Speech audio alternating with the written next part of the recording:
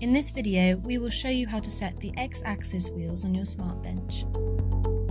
This should be done after 320 hours of operational use, if your SmartBench components have been disturbed during transport or storage, if you've experienced issues with accuracy, if you've replaced your Z head for a warranty or upgrade. This video is in support of the X-axis wheel setting document available for download on our website. You will need a 4mm driver, a wheel cam adjustment spanner, a 3mm driver, an 8mm spanner, and a spring balance. In this video, we're going to be working with the latest version of SmartBench. Newer versions of SmartBench wheels look like this, with an aluminium wheel cam fitted.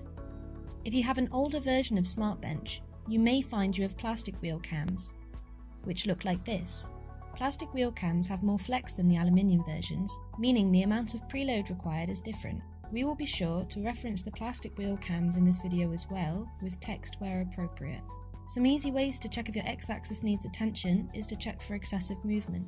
When your wheels are set correctly, there should be little to no movement with these checks. With SmartBench powered on, place a hand on each of the X motors and twist the Z head to check for excessive play. Next, place a hand on the underside of the bottom Z head plate and lift to check for excessive play. As you can see, there is some movement there, so we know we need to set our wheels.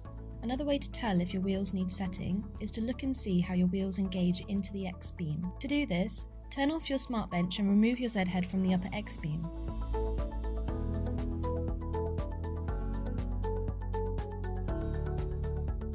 Now when we try to load our Z head back onto the X beam, we're going to be testing for the correct amount of preload. As the first set of wheels enter the channel, you should be able to feel the wheels engage. You will also need to ensure the Z head loads square into the beam. If the wheels are not preloaded evenly, the Z head will tend to twist on loading. Repeat these checks for wheel sets 2 and 3 to identify which sets need to be adjusted, and then skip forward in this video for our wheel setting guide.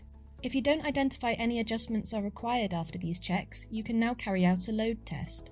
Load testing will ensure that the Z head can move freely without stalling when under a constant load, similar to that experienced when cutting. You'll first need to refit your Z head and power your SmartBench back on. Then home your SmartBench and navigate to the move screen.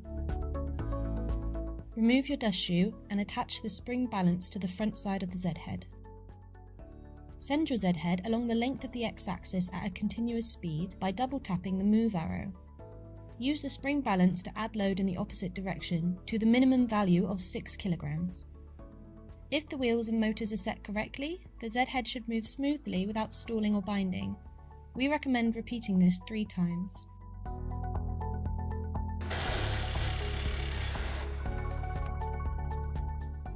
To adjust your wheels, you will need to once again remove your Z head. If you would like to know more about how the wheel sets operate before you start, we would recommend watching the video linked in the description below.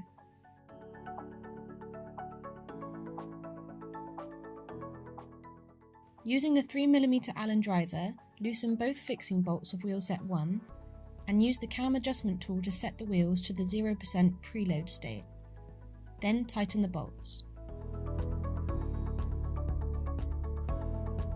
The left and right wheels should be set as complete opposites to maintain squareness. Next, test the wheels by offering up the Z head to the X beam. If set correctly, you should be able to feel the wheels engage with the outer edge of the running channels and visually see the wheels rotate as they enter the channels. These wheels are too tight and need to be adjusted. Adjust your wheels again, ensuring the left and right wheels are always set opposite to each other.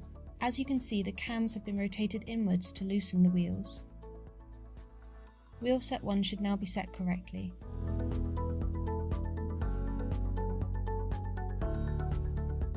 We can now repeat this procedure with wheel set 2. Adjust the cams to the 0% preload position. This is different from wheel set 1. Wheel set 2 should engage with the inner edge of the running channels. As you can see in this instance, wheel set 2 is too tight. Continue to make small adjustments to your wheels until they engage correctly in the channels. You can now move on to wheel set 3. Adjust your cams to the 0% preload position and offer your Z head back up to your SmartBench. making opposite adjustments where required. Once you are satisfied that your wheels are correctly set, you can now adjust the X-axis motors. Reattach your Z head, power on your SmartBench and home. Using your 4mm driver and 8mm spanner, loosen the X-axis motors. There are 2 bolts on each motor, one located on the inside and one on the outside.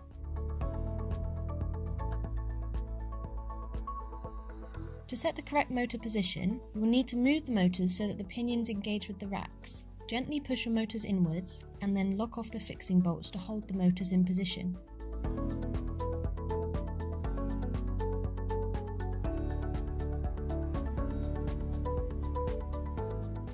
You can now carry out a load test to ensure your motors are set correctly. We recommend repeating this last check a few times to ensure there is no stalling.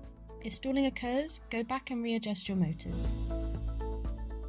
Your wheels and motors should now be set. To ensure accuracy and squareness, click the video to see how to calibrate SmartBench in the X and Y axis.